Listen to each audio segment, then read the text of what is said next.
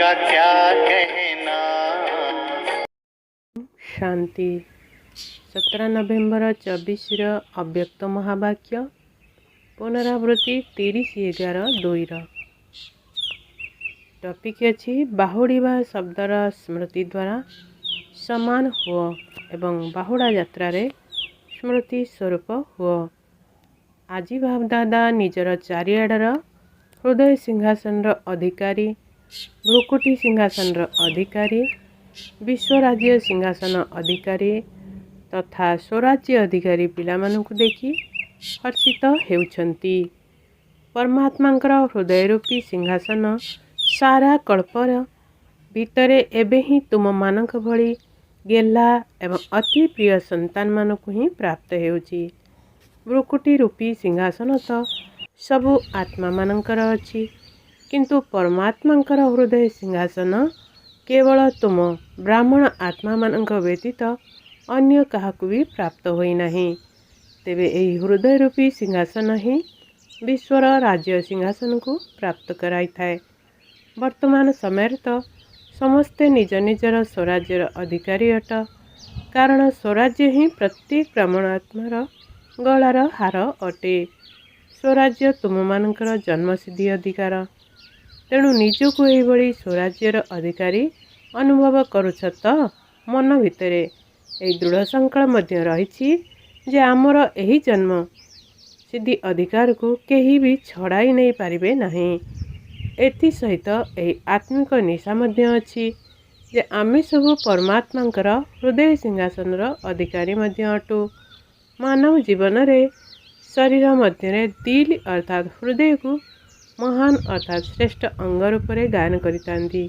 यदि हृदय कार्य करने बंद कर दिए तेबे जीवन समाप्त हो जीव।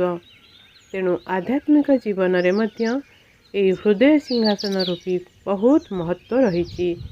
जो माने एठारे परमात्मांकर हृदय सिंहासन अधिकारी अटंती से ही आत्मा माने ही सारा विश्व रे विशेष आत्मा रूप में गायन योग्य होइतांती एवं सेही आत्मा माने ही भक्त मानक पाई मालार दान रूप में स्मरण योग्य होइतांती। पुणी सेही आत्मा माने ही कोटिक भितरे केही एवं केही केहीक भितरे मध्य केही अर्थात विशेष आत्मा रूप में गायन योग्य होइतांती। तेबे सेही आत्मा माने किए? कौन तुमे माने ना आउ किए? पांडव माने अटना, माता माने अटना। समस्ते हाथ हलाउछंती। तेणु बाबा कहउछंती, हे गेला पिला माने केबे केबे तुमे माने बाबांक हृदय सिंहासन को छाड़ी देह रूपी माटी सहित काहेकि मन लगाउछ? देह तो माटी ही अटे एवं गेला पिला माने केबे भी माटी उपरे पाद रखती नहीं। सबु बेले हृदय सिंहासन उपरे नचेत बाबांक कोଳରେ अथवा अतीन्द्रिय ही सुख झुलणारे झुलु थांती। तेबे तुम मानक पाई तो बाप दादा भिन्न भिन्न झुलना सब देइछंती। केबे सुखर झुलणारे झुल, केबे खुशीर झुलणारे झुल, केबे आनंदमय स्थितिर झुलणारे झुल। तेबे आजी बाप दादा एभली श्रेष्ठ पिला मानंकु देखुथिले जे एमाने किपरि निसार सहित झुलणारे झुलुछंती। कौन पिला माने झुलुछ तो माटी उपरकू जाऊनाहु तो? कौन केबे केबे माटी उपरे पाद रखिया पाई मन हेउछि कि? काहेकि ना 63 जन्म पर्यंत माटी उपर ही पाद रखी आसीछ एवं माटी सहित खेलीछ। तेबे एबे आउ माटी सहित खेलुना तो? केबे केबे माटी उपरकू पाद चली जाउछि कि? जाऊ नाही तो ना, केबे केबे चली जाउछि। तेबे देहर स्मृति आसीबा मध्य माटी उपरे पाद रखिबा सहित समान अटे।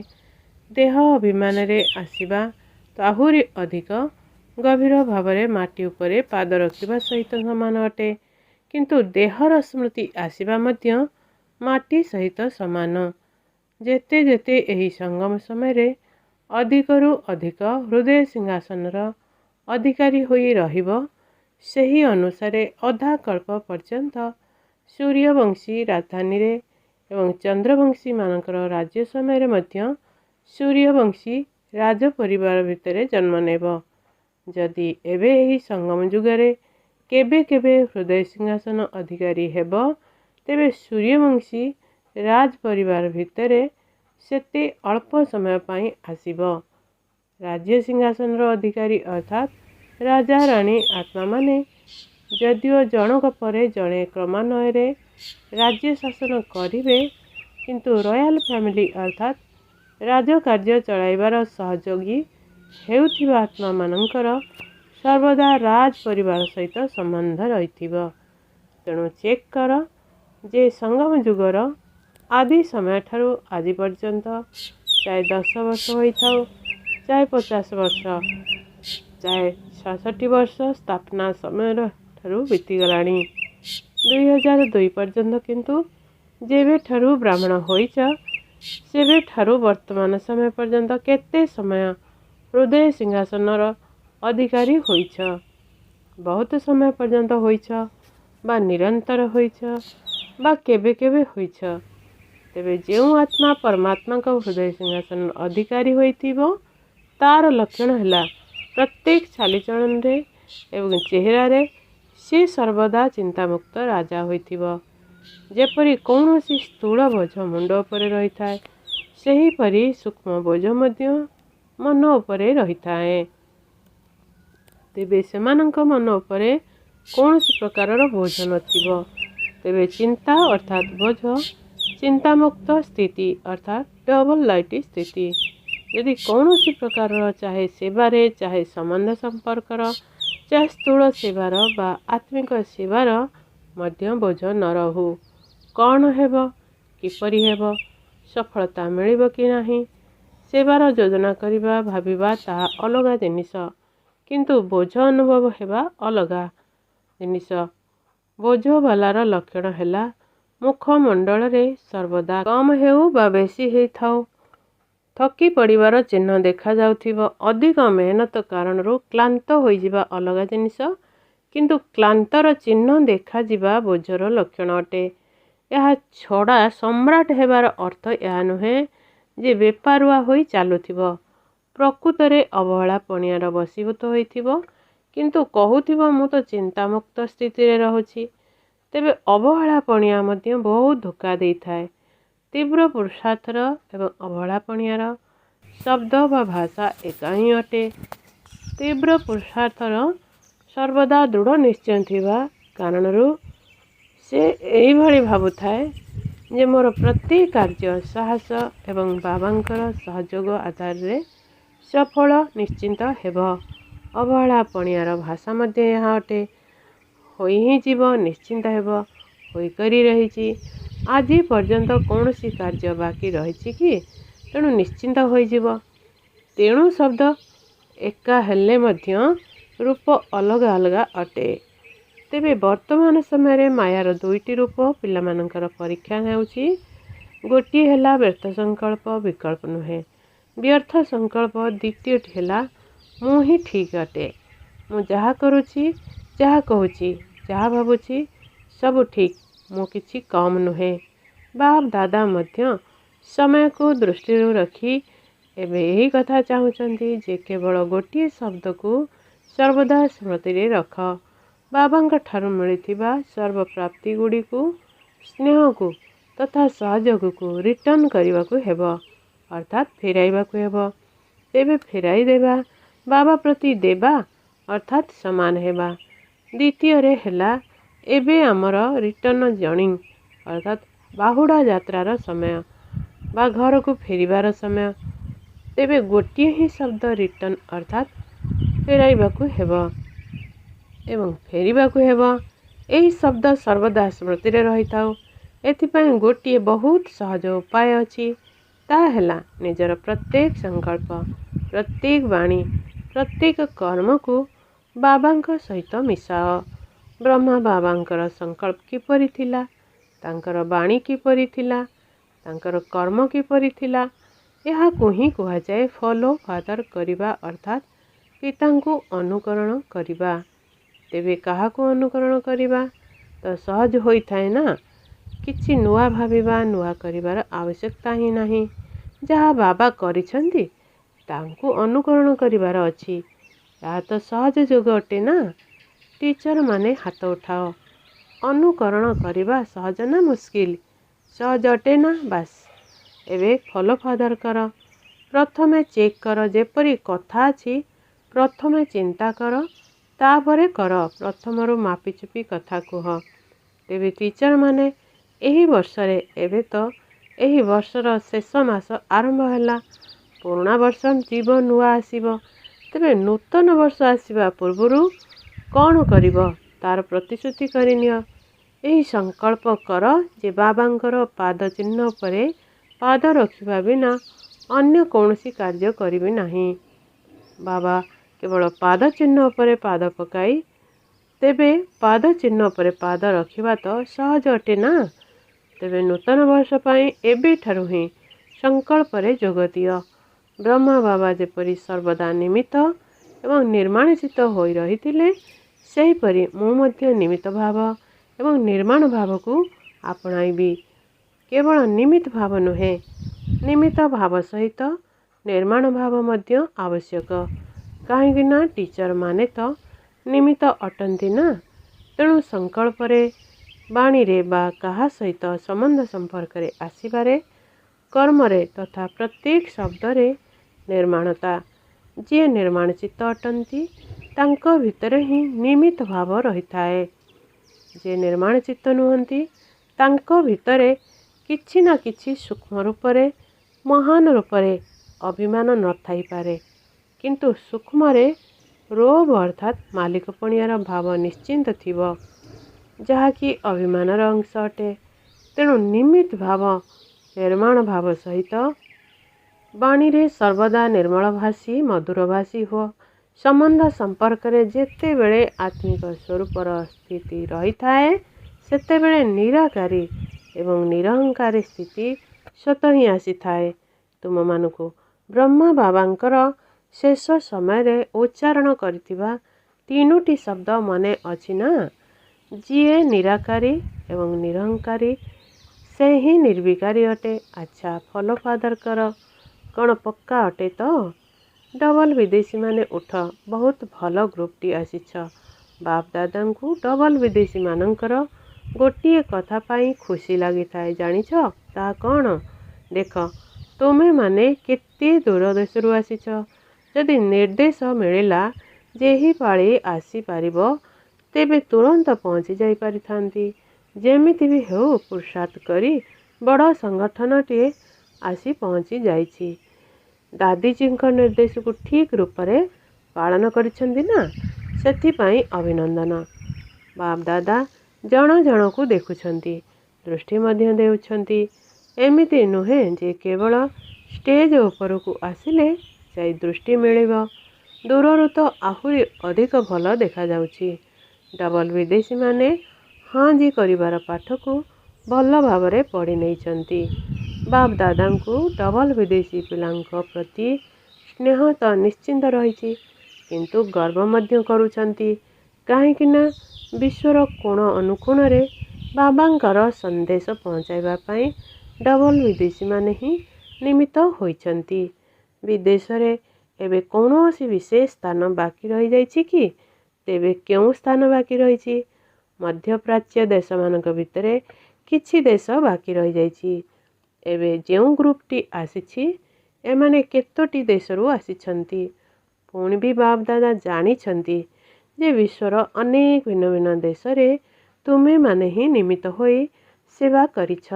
ବାପ ଦାଦା ତ ସବୁବେଳେ କହୁଛନ୍ତି ଯେ ବାବାଙ୍କର ବିଶ୍ୱ କଲ୍ୟାଣକାରୀ ଉପାଧିକୁ ଡବଲ ବିଦେଶୀ ପିଲାମାନେ ହିଁ ପ୍ରତ୍ୟକ୍ଷ ରୂପରେ ପ୍ରମାଣିତ କରିଛନ୍ତି। ତେବେ ଏହା ହେଉଛି ବହୁତ ଭଲ କଥା ନା? ସମସ୍ତେ ନିଜ ନିଜ ସ୍ଥାନରେ ନିଜର ପୁରୁଷାର୍ଥ ଏବଂ ସେବାରେ ଆଗକୁ ଆଗକୁ ବଢ଼ି ଚାଲିଛନ୍ତି ଏବଂ ସର୍ବଦା ଆଗକୁ ବଢ଼ି ଚାଲିଥିବେ, କାରଣ ସଫଳତାର ତାରକା ଅଟନ୍ତି ନା। ବହୁତ ଭଲ କଥା। କୁମାରମାନଙ୍କ ସହିତ ମଧୁବନର କୁମାରମାନେ ମଧ୍ୟ ଏଠାରେ ଅଛନ୍ତି। ତେବେ କୁମାରମାନଙ୍କର ସଂଖ୍ୟା କେତେ ଅଛନ୍ତି? ଅଧା କ୍ଲାସ୍ ତ କୁମାରମାନଙ୍କର ଅଟେ। କୁମାରମାନେ ଏବେ ଆଉ ସାଧାରଣ କୁମାର ନୁହନ୍ତି। ତେବେ ଯେଉଁଭଳି କୁମାର ଅଟ, କୁମାର ତ ନିଶ୍ଚିନ୍ତ ଥିବ ନା। କିନ୍ତୁ ବ୍ରହ୍ମା କୁମାରମାନଙ୍କ ବିଶେଷ କ'ଣ? କୁମାରମାନଙ୍କର ବିଶେଷତା ହେଲା ଯେଉଁଠାରେ ବି ଅଶାନ୍ତି ରହିଥିବ ସେଠାରେ ଶାନ୍ତି ସ୍ଥାପନା କରିବାର ଶାନ୍ତି ଦୂତ ଅଟନ୍ତି। ନା ମନର ଶାନ୍ତି, ନା ବାହାରର ଶାନ୍ତି। କୁମାରମାନଙ୍କର କାର୍ଯ୍ୟ ହିଁ ହେଉଛି ମୁସ୍କିଲ କାର୍ଯ୍ୟ କରିବା, ହାର୍ଡ଼ ୱାର୍କର ଅର୍ଥାତ୍ କଠିନ ପରିଶ୍ରମୀ ଅଟନ୍ତି ନା।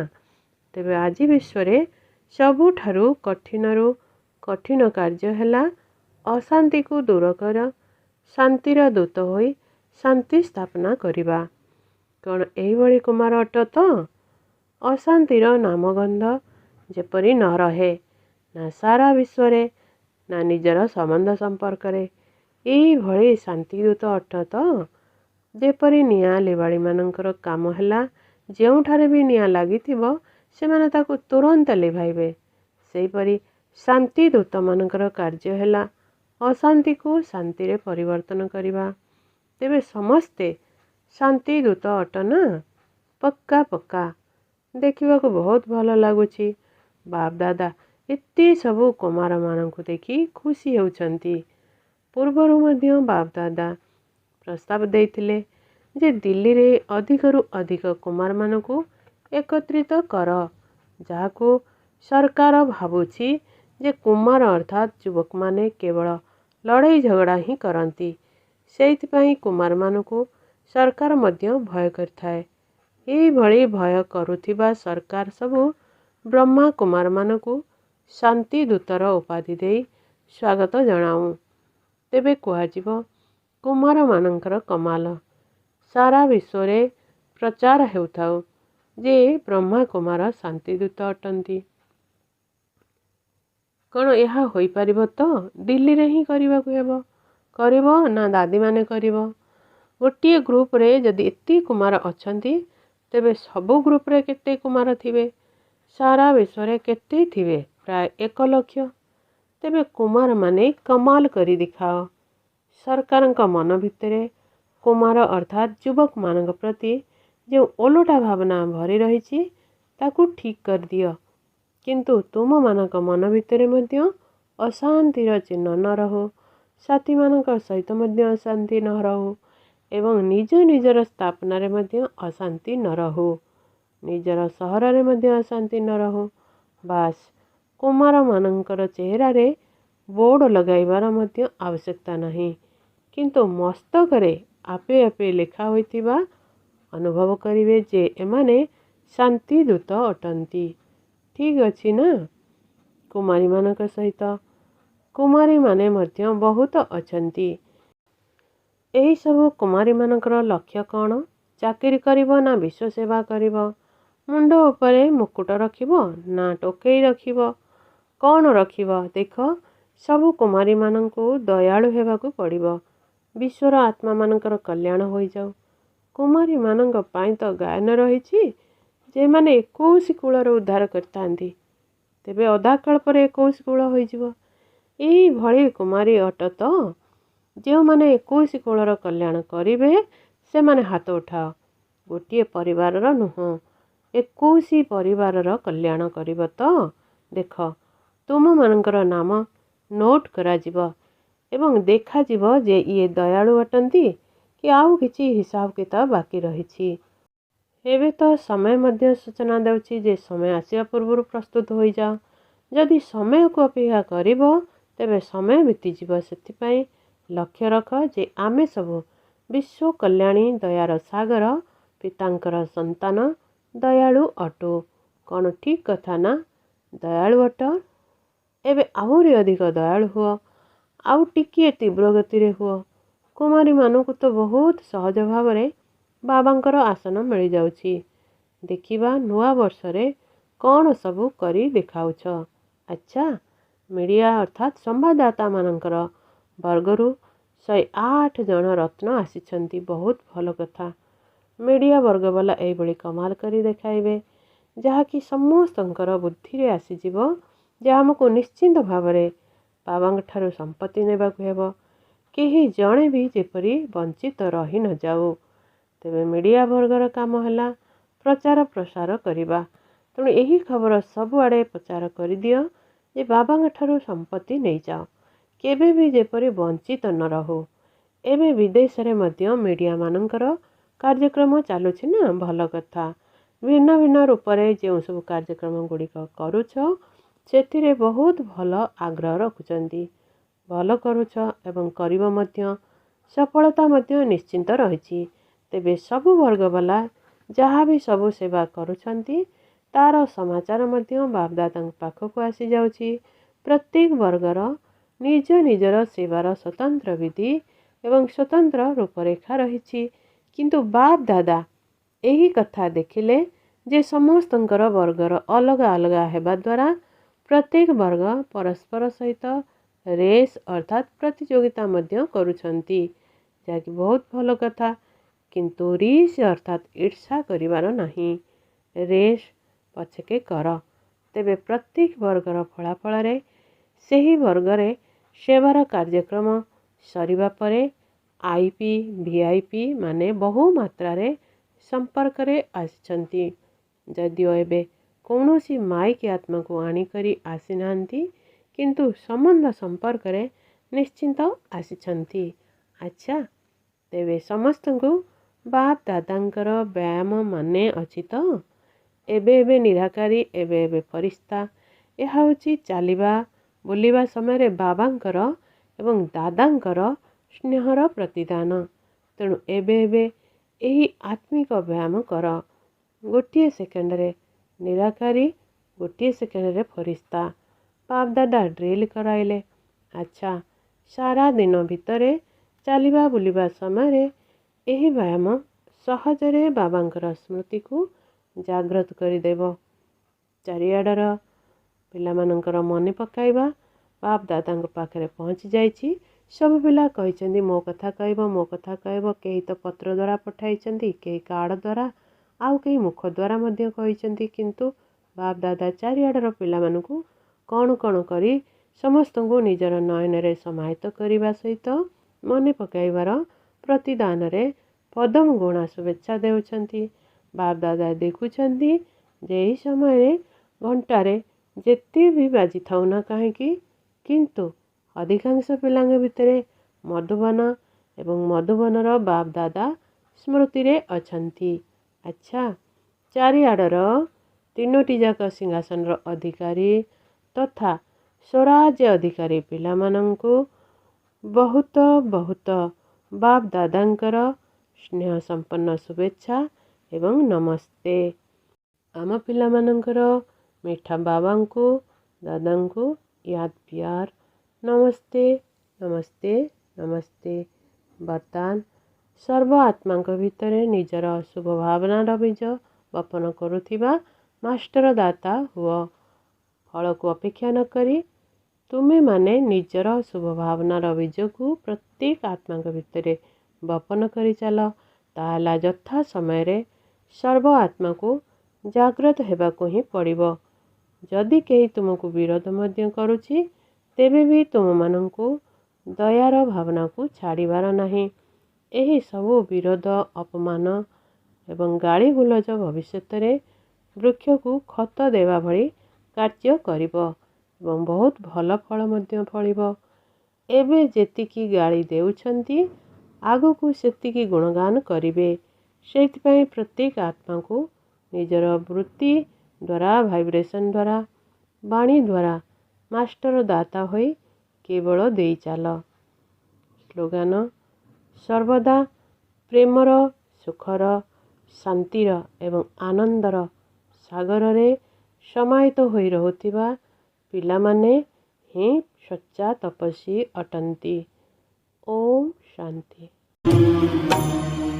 हमने प्यार वो पाया जो दुनिया पा नहीं सकती। આજે મારો એટલી રૂટીન સમાન સદા ખુશી વાસી આત્મા માટે, શ્રેષ્ઠ આત્મા માટે, મહેનત મુક્ત આત્મા માટે.